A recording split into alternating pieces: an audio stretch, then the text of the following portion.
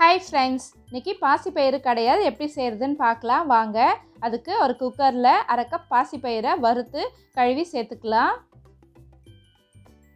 கூடவே நறுக்கி வச்சுருக்க ஒரு பெரிய வெங்காயம், தக்காளி, பச்சை மிளகாய், பூண்டு, கொஞ்சமாக மஞ்சத்தூள், ஒரு சின்ன நெல்லிக்காய் அளவு புளி எல்லாத்தையும் சேர்த்துக்கலாம். தேவையான அளவு தண்ணி ஊற்றிக்கோங்க.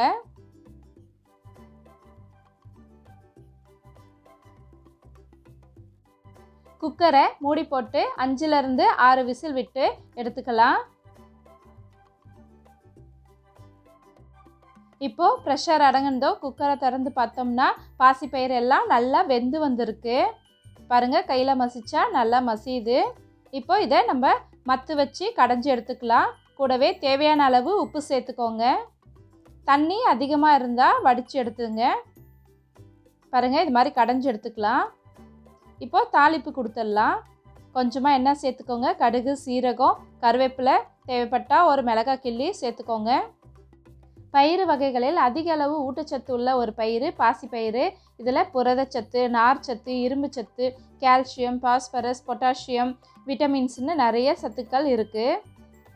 உடல் எடையை ஒரே சீராக வைக்கிறதுக்கு பாசிப்பயிறு உதவியாக இருக்கும். அது மட்டும் இல்லாமல் முடி வளர்ச்சிக்கும் இது ரொம்ப நல்லது. இந்த கடையல் நீங்கள் உங்கள் வீட்டில் ட்ரை பண்ணி பாருங்கள். இந்த வீடியோ பிடிச்சிருந்தா லைக் பண்ணுங்கள், ஷேர் பண்ணுங்கள், கமெண்ட் பண்ணுங்கள், மறக்காமல் சப்ஸ்கிரைப் பண்ணுங்கள். Thank you, by by. நெக்ஸ்ட் வீடியோவில் பார்க்கலாம்.